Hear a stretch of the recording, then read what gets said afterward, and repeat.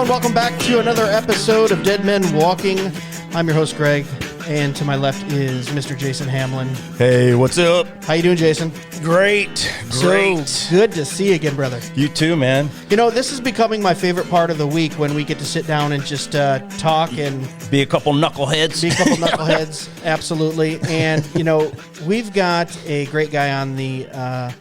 line today. He's actually second guest, returning guest. Yeah. We like to bring the great Got ones. him. We like to bring the great ones back. That's right. It's like you just don't watch one Rocky. You don't watch one Star Wars. Nope. You don't watch one well, maybe you do only just watch one Star Trek. I haven't ever seen one Star Wars, so we're on okay. 8 of 9 now. I hadn't seen them until up to 2 weeks ago, but taking my kids through them right now. That's awesome. And explaining to them everything ungodly about it. So it's a good teaching. It's a good teaching moment. You go. You know, the Force is not the Holy Spirit, Christians. Okay. All right. But we have someone on the line who's returning, and he's going to sit in with us for the full episode. We're going to do Newsie news and all that, but we do want to introduce him first. Mr. Luke Pierson of Apologia Radio. How are you, sir? What's up, dude? I'm glad to be back on, man. I enjoyed our time in Nashville, so I appreciate having you back on. Yeah, absolutely. I'm going to crank your audio just a little bit so we get a little more of you. And so, yeah, for those of you listening who heard before, but for the new listeners, Luke, why don't you tell us a little bit about yourself? I know you're with Apologia. I know you're with Red State Reform. I know you're doing stuff with End Abortion Now. I mean, you're just such a busy guy. Tell the people about yourself. I appreciate that. Yeah, so my family and Jeff Durbin's family, we planned Apologia Church together, 11 years ago this month. So in a couple of weeks, it'll be 11 years. And so we originally started as Apologia Christian Ministries back in 2008. There's a whole long story I won't bore you with today, but planned the church in 2010. And then we started Apologia Radio, I guess it'd be 8 years ago, I think, and Apologia Studios 5 years ago, and then we're just now entering year 4 for End Abortion Now, and a year for Red State Reform. So we do a lot, and we keep ourselves busy, but God is good to us. So yeah, absolutely. Amen.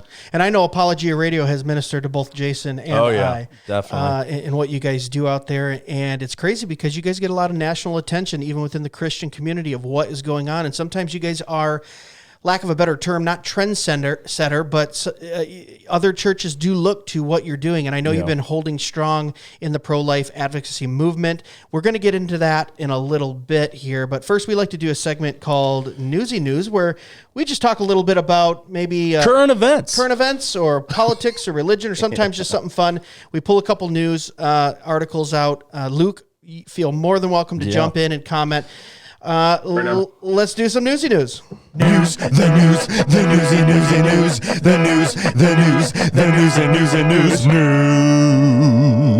We got some news. Yeah. All right.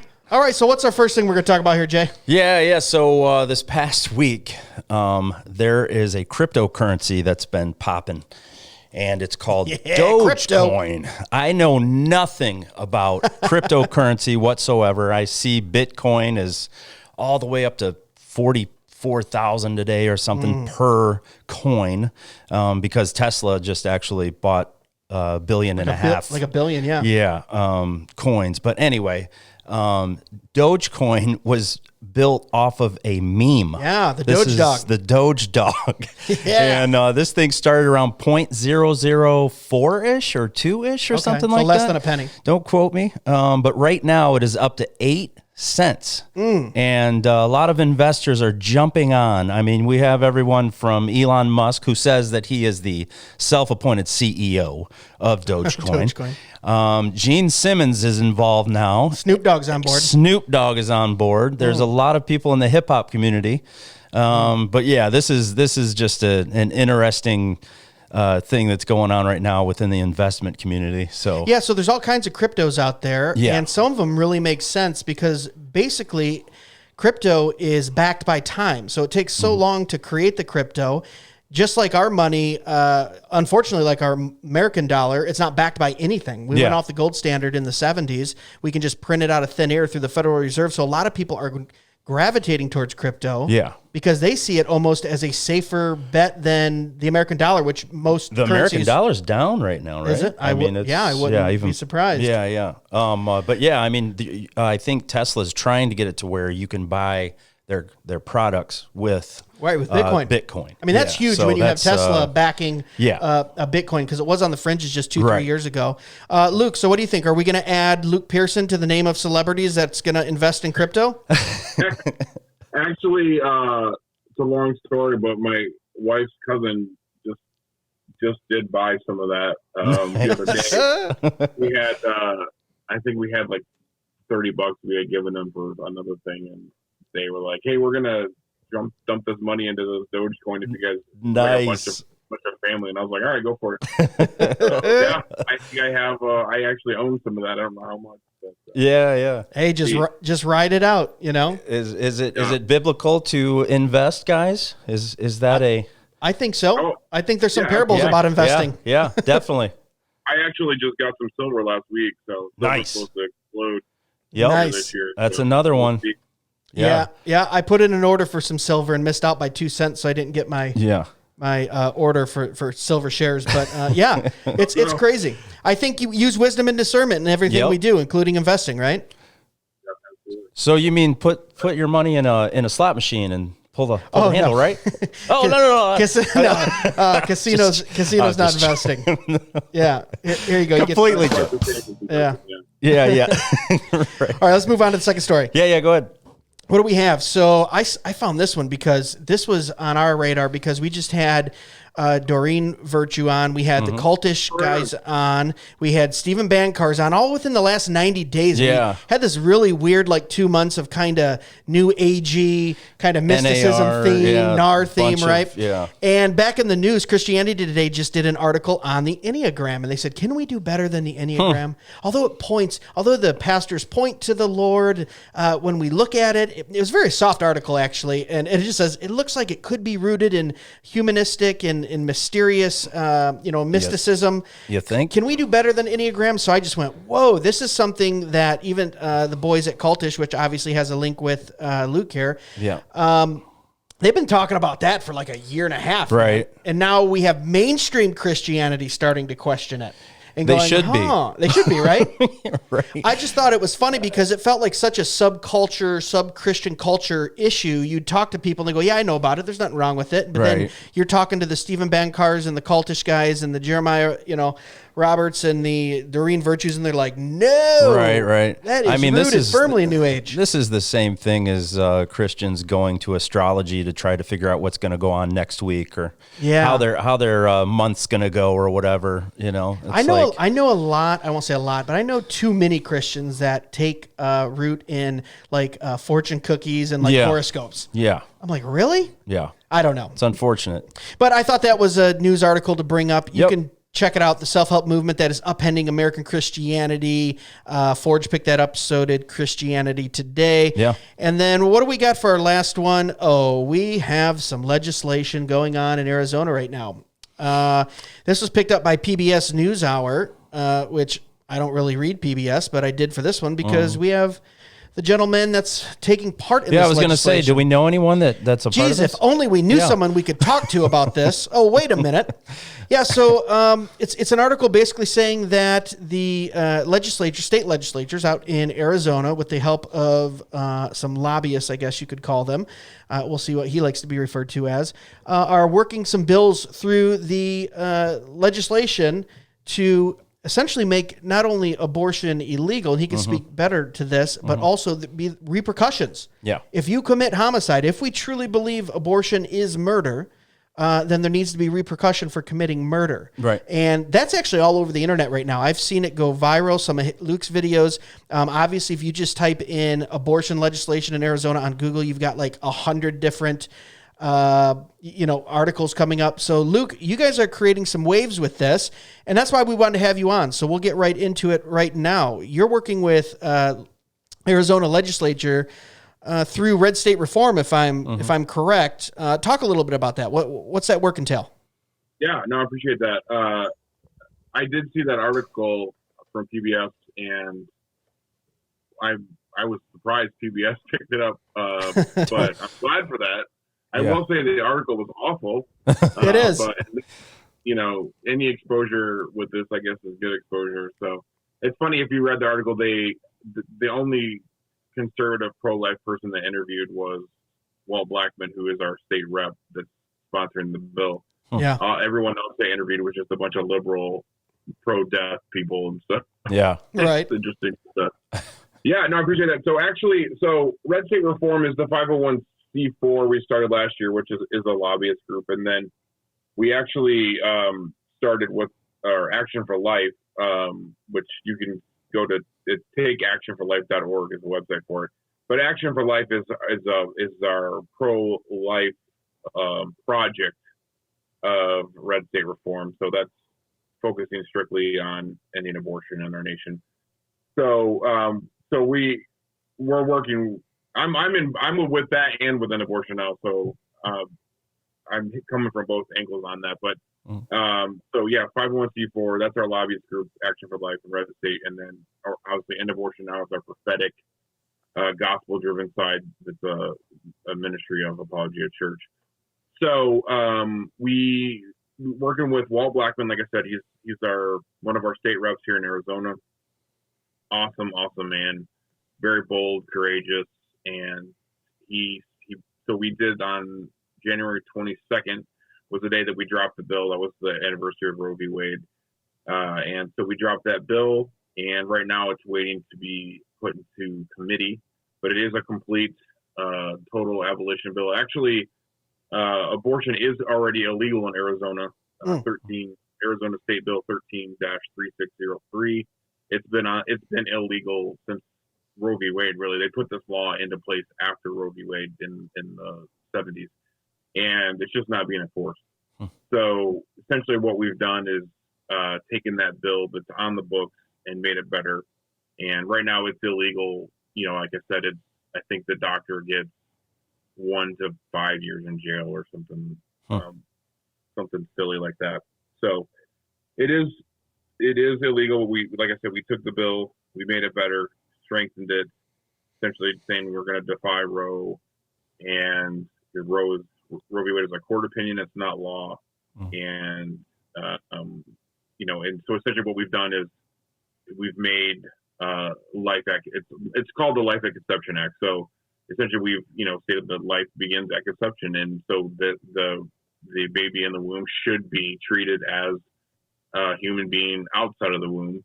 So naturally murder is a homicide, right? And so homicide is a criminal code for that act, and so that's essentially what that bill is doing. So that's the bill itself. That's where it's at right now. We're kind of waiting for it to go to committee. So where did this come from? How long have you guys been working on it, and whose kind of idea was it to go to the legislature and say, hey, this needs to be implemented? Was this a plan that took a long time or in the works? Yeah. Great question. So, essentially when we started in abortion now, like I said, we're going into year 4. We had already been doing a local abortion mill ministry. And what kind of spurred us on was the situation in Oklahoma. I don't know if you guys have followed that at all, but there's a group there, Free the States. Actually, they're having a conference right now. Pastor Jeff is actually just landed in Oklahoma City. So they've been trying to get past similar bills for the last few years. And essentially, it literally was being held up by the pro-life movement, by National Rights of Life. Tony Lawinger, who was the vice president of National Rights of Life, he was stopping the bill. He was telling the Republican legislators not to vote on this bill. And it was the same bill. It was criminalizing abortion immediately and ending it once and for all, and not trying to put into place all these little incremental bills like, make sure the facility's clean and stuff like that. So we saw that happening, and it was actually kind of crazy because Jeff was actually on the phone with Tony Lawinger at the time, doing an interview with him, which you can see on our YouTube channel. Yep. And while he was doing that, myself and Marcus Pittman were in the background like, man, we gotta do something. Like, we need to do something more. And so we're like, I wonder if endabortionnow.com is available. And he looked it up, and sure enough, it was. And I was like, buy it. So, like, while Jeff's doing the interview, we bought the website, and that's kind of how that started. But the point is, really, since then, we've been, we realized, like, we need to do more as pro-lifers. Like, we need to do more than just wait for Roe v. Wade to be overturned. We need, we have more responsibility than that. So really, since then, we've gotten to know a lot of people that are doing similar bills around the states. Rusty Thomas, if you know him, he's our father in this fight. So we've been getting a lot of input and help from him. Bradley Pierce, who's a constitutional lawyer in Texas, they're doing a similar thing in Texas the last few years. And so he's the lawyer that actually wrote the bill. He's a good friend of ours. So we've had a lot of help. Zach Lautenschlager, who's been tremendous. And so really, honestly, for 3 years, we've been trying to get something going here in Arizona.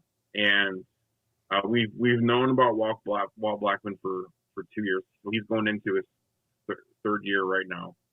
And we've known about him for 2 years. It's a long story. We were trying to get connected with him. We made a lot of attempts, and it was just like the pieces weren't, fitting together, and it was just wasn't happening. And then this last year, God provided an opportunity for us to meet with him and to sit down and talk to him.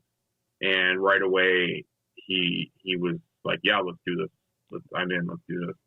And there's it's a cool story, but it's a long story about how that happened and came together. But the point is, really, since I'm trying to remember, maybe August, somewhere around there. Maybe I can't remember exactly what date that was, but since then, we've just been like pushing forward with that, and we got the bill written this last fall. And so, yeah, I would say here in Arizona, it's been a 3-year process getting to this point. Yeah, you guys were going to city council, speaking to them. Oh yeah, as a church as well a while ago. I remember seeing those videos. Man, so impactful. I mean, what was the reception or the response like, just from the local level? Before you got to the state level. I mean, what was going on? I mean, in Arizona at the local level. Yeah. So I think it was about 2 years ago we started doing that. Pastor Zach Morgan was the first one to do it. Mm-hmm. And so we were going to Phoenix City Council, which is now the 5th largest city in the United States. And so they were, I can't remember, I think it was every other week they were meeting. Mm-hmm. And so we were going, and at first they would put they always had a time for citizens to speak. And so you basically had to get there early and fill out a card, and it was like the first 5 that came and signed up, they could speak on whatever they wanted. So they used to have it at the beginning of the city council meeting. So we would go first. We did that a number of times. And then they kind of wised up to it and moved it to the end of their council meetings. So they'd make it sit there the whole time and wait, so sometimes it might be an hour or something. I think one time we waited 3 hours. Yeah. And so they pushed it to the back, and we're like, all right, we'll wait. So they basically gave you 2 minutes. You could get up, say whatever you wanted. So we waited. We got to the end. We started doing that. And then they found some loophole to like call quorum on us. And so literally they would let other people speak. And then if any of us got up and started mentioning abortion, they would just call quorum and end it. And so we haven't really gone back because they kind of found a way to shut it down, and then COVID hit anyways, and so they weren't even meeting. So, or at least not where we could attend publicly. So it was going really great. I mean, it was cool because, so what you asked locally, it was encouraging just to see a lot of, Christians kind of get behind that and be supportive. And we'd have, I think the most I ever saw was maybe like 50 people at a city council meeting coming just to support us. Yeah. And so that was really cool. And I know we made an impact, even if it didn't really show, because I've now that I'm getting to know some of our local legislators and stuff, they know who we are. And And so there's been some impact from that. I think the coolest thing about that, though, was just to see the impact it made nationally. Yeah. And so I was just going to say we started putting the videos up, and actually we were even live streaming, I think, at first. And then we were seeing people pop up all around the nation doing the same thing. And I don't know if you guys saw some of those. Yeah, there was like we did. Totally. Okay, so we had several little kids go as young as 10 or 11 or 12, something like that. And they're standing up there calling our city council to repentance, right? And telling them, and it was amazing. And then you start seeing it pop up, and I don't know if you saw the one. There was a little black girl. She was probably like 8 years old, and she gets up in front of the city council. Man, I think they were probably like all white people, and she just laid into them with the gospel, calling them to repent. It was really awesome. Wow. To see that. Yeah. So unfortunately, I think a lot of those city councils have figured out how to stop that. So we're kind of trying to figure out a different method. But it was cool while it lasted. I'll tell you the method as a locally elected official myself. First of all, how audacious of them to try to stop the public that pays their salary to freely speak at an Open Meetings Act under both the state and federal constitution. Okay. You know how you fix that? You primary the heck out of them and you put godly men and women in place of them, and you run a campaign and you get them the heck out of there, because I have no patience for any type of elected official that feels that they're up here and the voters are down here. Oh, no, you don't get to speak. Excuse me. No. First of all, I pay your salary. Second of all, I have a right to vote. Third of all, you're going to listen to me because you work for me. So do your job. And that's exactly how I talk to elected officials sometimes. I don't always, but when they act like sometimes they need it. Sometimes they need it. They need a kick in the butt. And I think what you guys did was respectful. I think it was needed, and you did it the exact right way. You didn't go in there yelling and flying off the handle and you guys and this and that. Right. It was respectful. It was under control. And for them to try to use quorum rules or to use Robert Rules of Order to try to get around basically shutting someone up, that's ridiculous. Yeah. That's the kind of local officials you don't need. Right. I would say you call me if you got some people out there that want to primary them. I'll even send them some money and help them organize a campaign, because that's ridiculous. I have no patience for that. Right. And it was very impactful over here. I mean, especially online. I mean, you saw more and more churches signing up as well for End Abortion Now materials. You guys are sending out for free to help, around the country. Can you expound on that a little bit? I don't really know everything that you guys really send out. Is there pamphlets, DVDs? Like what exactly are you guys giving to churches that want to get involved? Yeah, no, I appreciate that.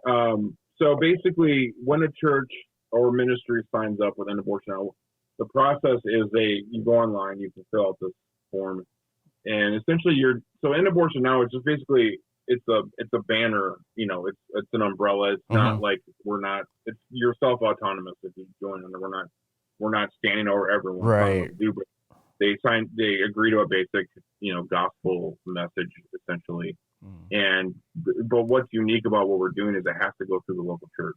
Right. So in order to be signed up under, you have to have the approval and accountability protection of your local church. So some of our we always say our churches because they have to go through the church, but some of them are actually pastors that are doing it. So actually with their church, other groups are separate ministries that they've started that are under the accountability of the church. So so once they go through that process, they're approved. They get in with the EA, and then essentially the kit we send out is signs. So there's a couple different signs they get. One of them is a big graphic sign, and they get tracts, material to help them in this fight. Just practical stuff for engaging at the abortion mill, and so like I said, some pamphlets, tracts. They get a cone, like a cheerleading cone, sort of a thing, so they can project their voices and stuff. So basically, it's everything that they would need in a kit to get them started. Right. It sounds like a discipleship pastor was a part of that. I know somebody you're a discipleship pastor out there, right? Yeah, that's right. Yeah, that's awesome, right, man. Yeah. So it kind of sounds like a grassroots movement, but through the church. So anyone can kind of start their own little end abortion now or be part of that group as long as it goes through a church and they probably agree to some, core rules and doctrines. Mm-hmm. But it's not like you have to physically go out and set up a building or have a board there. It's kind of grassrootsy and it's kind of cool. So you can just, like you said, get that material from you. And then, hey, in my community, I'm the leader for this little end abortion now deal, right?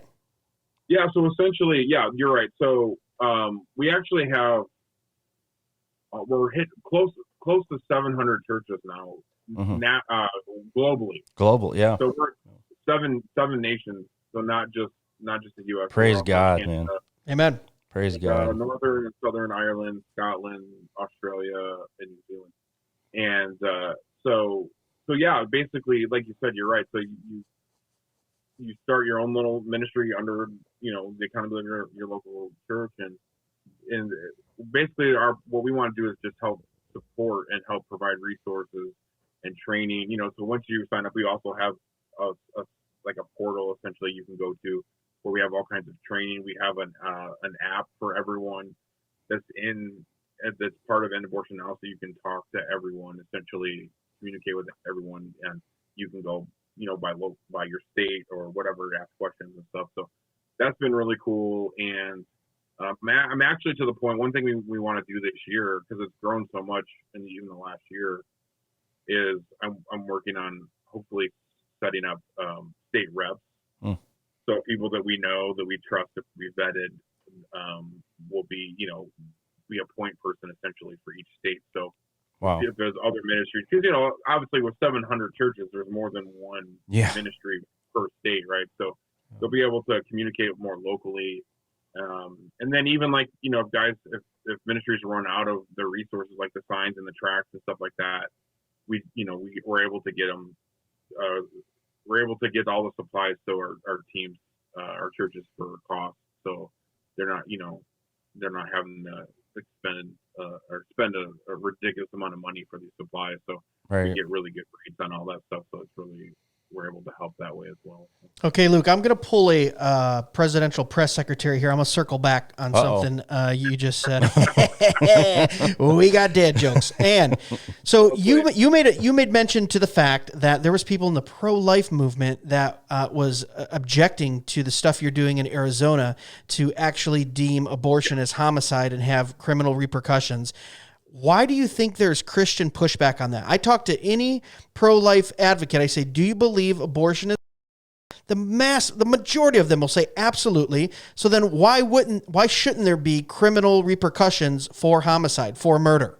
And you're getting pushback within the Christian community. I even know of some people here locally and that I'm friends with, and that's even been on this podcast, that kind of cringe and bristle when you start talking about criminal repercussions for a crime. But it is. If we say abortion is murder, then there should be repercussions. Why do you think it is that Christians push back on that, and even people in the pro-life movement?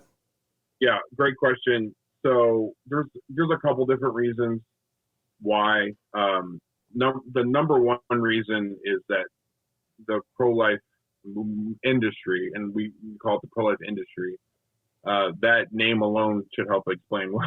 Yeah, there's a lot of money. There's a lot of money going on. We'll say that. So the number one thing is they don't want to call the mother a murderer, the same person who's hiring an assassin to rip apart or burn alive her child in her womb. Yeah. They won't call the mother a murderer, and so that's the number one reason. And so that's something we're constantly fighting against.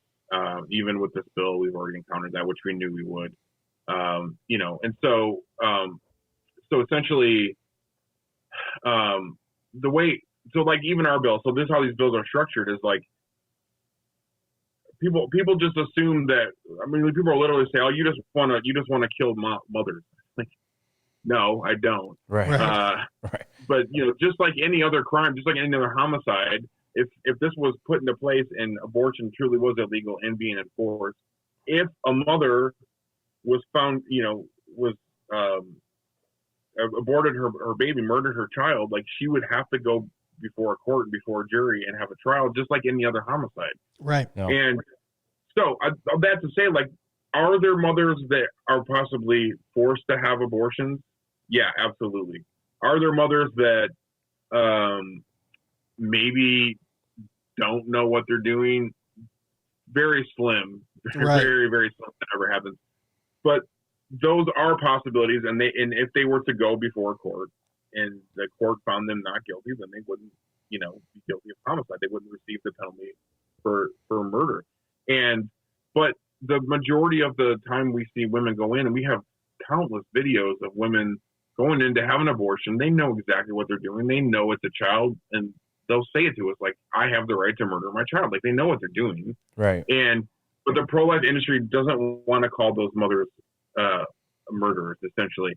And so part of the reason I think that is, if you look at the major, and I have a couple different talks up on our YouTube channel. I've talked about this extensively, but part of the reason why the majority of the major pro-life groups in our nation are Roman Catholic at the root. Right. So they're not gospel centered. Yeah. And so they're starting off wrong there. But we've interviewed the presidents of these groups, the main players in these groups, and they all say the same thing. They won't call the mother a murderer. And part of that, I do believe, is because of the Roman Catholic influence. Because if they were to do that, abortion is the first sin listed on the mortal sins. So you got venial and you got mortal. It's the very first one listed. Sure. And so if someone was convicted of abortion, they'd be a murderer, and they've committed a mortal sin and cannot essentially go to heaven. Right. And so that's I think a lot of where that influence has started and where it's coming from. Now that's the root. There's a lot of people in the pro-life movement. There's a lot of Christians, gospel-believing Christians, who just want to end abortion. They don't want to see babies murdered. They're obviously not of that perspective, but they don't understand that that's the root behind a lot of this. Yeah. But there are a lot of Christians who love Jesus, who love the gospel, and they don't want to call mothers murderers, because they know mothers that have had abortions. And vote for Joe Biden. And honestly, we get a lot of groups that want to start an abortion now, and their pastors don't want them to, or at least they'll support them, but say, hey, we're not going to call abortion murder. At least we're not going to call the mothers murderers, because they don't want to choose people, because then, and I'm like, well, as a pastor, I'm going, well, then, they're failing at their job as a pastor because they're not making shepherding decisions they're not making decisions based upon principle and truth. Right. Yeah, but would we do this with any other subject in the church? Do we do this with it? Do we whitewash any other? Well, no. He was his wife really wasn't living up to his expectations. She was out all night. She wasn't, doing her wifely duties. And so he murdered her. So it's not really murder, though. It's, we shouldn't prosecute him. He had good reason. It's like, we don't do that with any other crime, though. Exactly. And I feel right. And the further we get into woke and liberalism, Christianity, I'm even seeing with the pro-life movement, a lot of people hopping on this, and do not mistake this. This is a liberal tactic to include from life to, from cradle to death pro-life. So now you have to be part of all these government programs for underserved and underprivileged and welfare state and all these things. Is it good to help people? Yes, it is. Christ commands us to, but he commands us personally. He did not say steal a bunch of people's money, give it to a government to then help other people. That is not Christian. So we're even seeing in this liberal kind of push within Christianity to force the pro-life advocates to come alongside their kind of agenda, and say, oh, well, if you're going to be pro-life, you also have to be pro-welfare and pro-government programs and pro-public schools and pro all this stuff. And I'm seeing some pro-life advocates slip into that and going, oh, okay, yeah, because it's a softer, more acceptable by our society stance, when in fact the Christian stance stands in direct opposition of the secular stance. Like, we should not be acquiescing to the secular culture. The secular culture needs to acquiesce to the gospel culture. future. That's why I was so excited to have you on, because you guys are actually going the exact opposite direction that I feel the pro-life movement is kind of floundering at right now. They're softening their stance. Well, we shouldn't have criminal repercussions. We should support everyone through government programs. And yet you guys are going, no, look we need to call it exactly what it is. And we actually want our state representatives to create bills for this.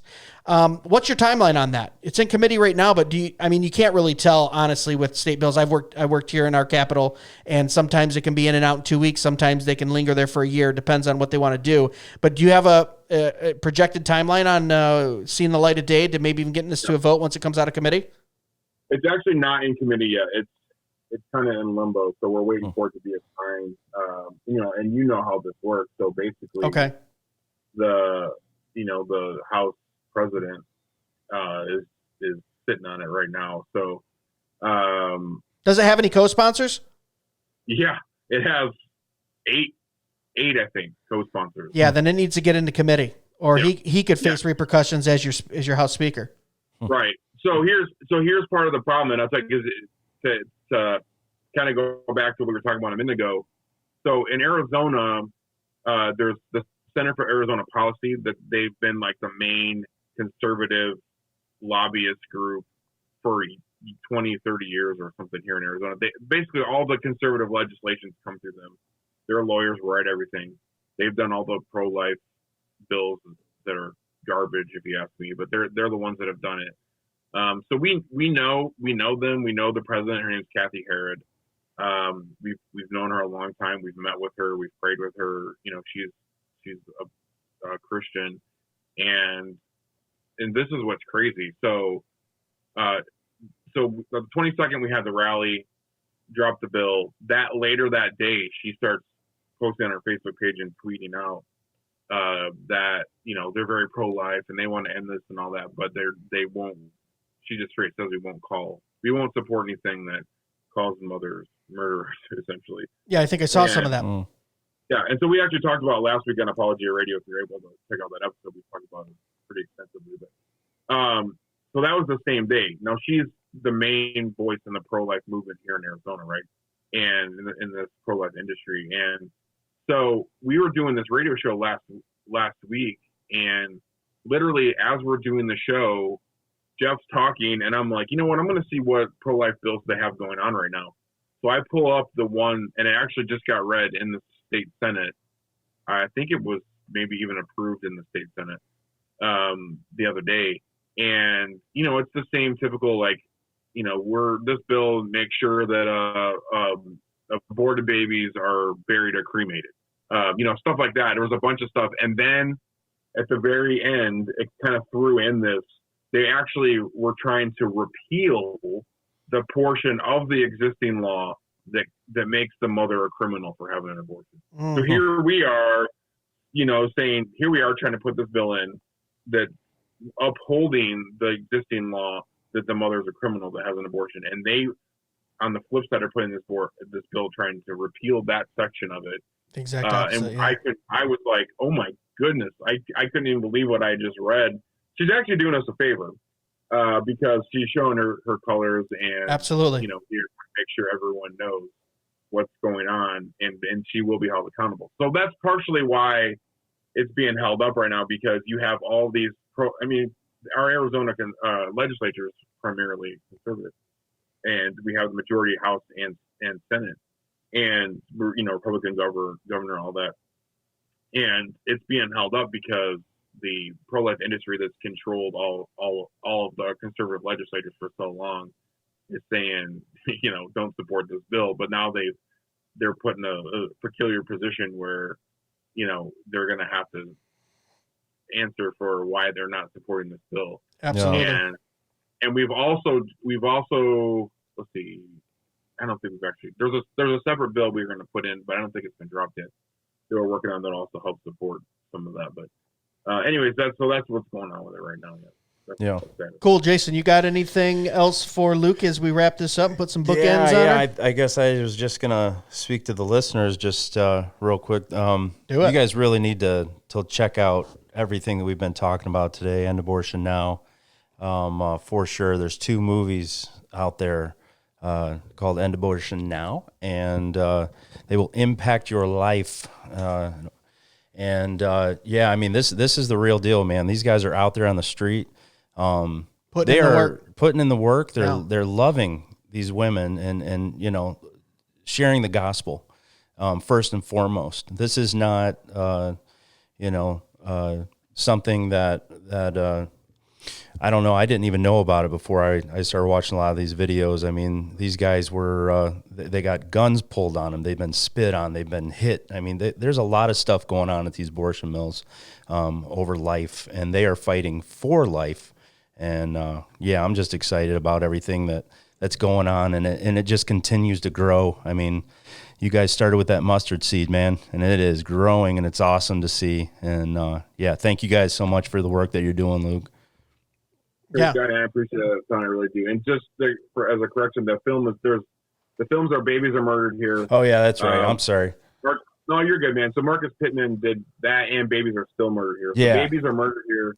They're both free on YouTube, but that's the film that started us, that got us involved in this fight, and then we dropped Babies Are Still Murdered Here. I guess this was about a year and a half. That was ago, 2 years. Yeah. So they're both free on YouTube. And then, like I said, you can go to endabortionnow.com is the website for that. And forgive me, I'm just taking liberty and promoting myself here because I know how this goes when you're wrapping up shows. Yeah, no, absolutely. Do it. We were going to ask you anyway. Please, yeah. You're a friend of the show, brother. Do whatever you want. So endabortionnow.com, and then, like I mentioned, the 501c4 we started is Red State Reform, so that's redstatereform.com, and then and that's national, correct? Like if there's people in other states that want to get this going, what you're doing, you could do it in other states. So we actually are talking. Well, there's I think one dropped out, but there's 12 states right now trying to put in similar bills, and so we're trying to help them. 13 other states that we've had conversations with. Wow. So so it's national, and then, like I said, Take Action for Life is actually the project, the pro-life project, and so that's takeactionforlife.org. And then, of course, you can check out our stuff on Apologia Studios, and so we have our YouTube channel is Apologia Studios, and then the website is apologiastudios.com and apologiachurch.com. Well, so I put the links up for everyone on YouTube and through Apple and Google and Pandora and everything. When we release the podcast, I'm gonna have you're gonna have a 19 links to link to for Luke here. But we do tell our listeners, make sure you go support him, what he's doing. Definitely. The Red State Reform, Luke. We'll talk offline too about getting Michigan moved in that direction as well. Our leadership just switched over after the election.